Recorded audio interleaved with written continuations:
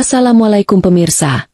Kali ini saya akan mengisahkan seorang TKW asal Dayak Kalimantan yang menggagalkan sindikat di Kamboja. Namun sebelum melanjutkan kisahnya, mari kita tulis sholawat di kolom komentar, agar kelak sholawat tersebut bisa menjadi saksi untuk mendapat syafaat di akhirat. Dan jangan lupa like dan subscribe channel ini. Semoga kebaikan Anda menjadi amal jariah yang terus mengalir pahalanya. Mari kita lanjutkan kisahnya. Udara pagi di desa Tumbangsian, pedalaman Kalimantan Tengah, masih diselimuti kabut tipis saat Liana memasukkan baju-bajunya ke dalam koper. Ia menatap rumah panggung kayu tempat ia dan ibunya bertahan hidup selama bertahun-tahun, dengan perasaan campur aduk.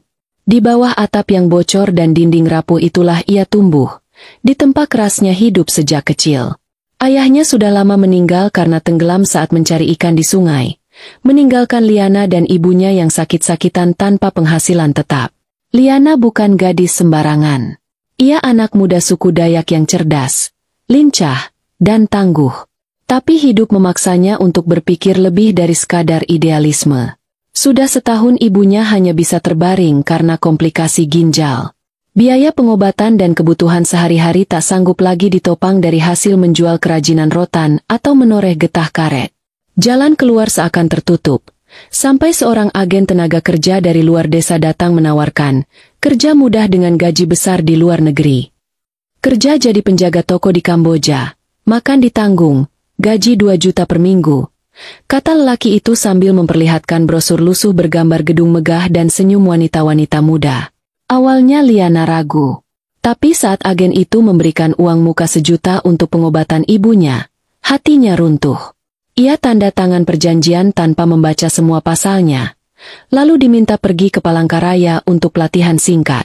Tapi, pelatihan itu hanya berlangsung sehari, sekadar belajar beberapa kalimat bahasa Inggris dasar dan cara menghadapi imigrasi. Setelah itu, paspor dan visanya ditarik oleh pihak agen. Mereka bilang itu prosedur biasa agar tidak hilang saat perjalanan. Liana hanya mengangguk. Meski ada perasaan tidak nyaman mengendap di dadanya. Hari keberangkatan tiba.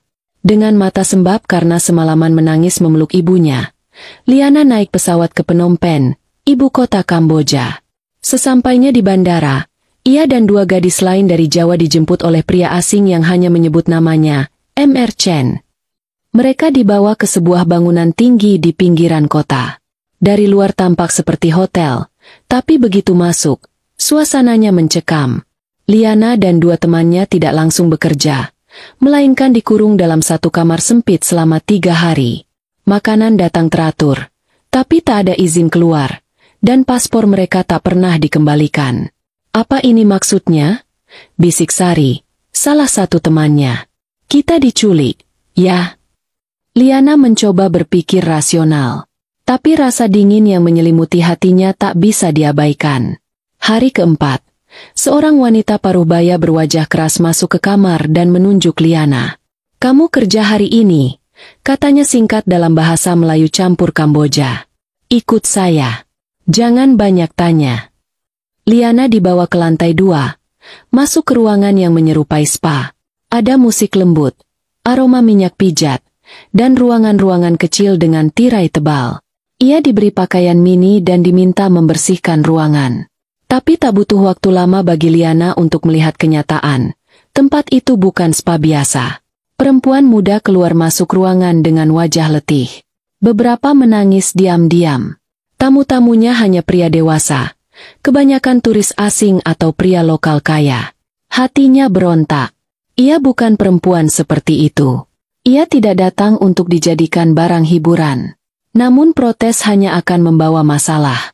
Satu kali ia membantah perintah, dan malamnya ia diseret ke ruang bawah tanah, disiram air dingin, dan dipukul hingga lebam. Ia baru dilepaskan setelah berjanji akan patuh. Di hari-hari berikutnya, ia diberi tugas ringan seperti bersih-bersih dan menyajikan minuman, tapi tetap di bawah pengawasan CCTV dan penjaga pria bersenjata. Liana belajar cepat. Ia tahu bahwa melawan frontal hanya akan berujung siksa. Maka ia menyimpan bara amarahnya, menunggu waktu yang tepat. Seminggu kemudian, seorang gadis baru datang dari Indonesia. Namanya Amel, asal Tasikmalaya. Gadis lugu yang masih berusia 17 tahun itu terlihat bingung dan ketakutan. Liana langsung mendekatinya. "Tenang, aku temanimu. Kita sama-sama dari Indonesia," bisiknya di malam pertama Amel ditempatkan di kamar yang sama. Amel langsung menangis dan memeluk Liana.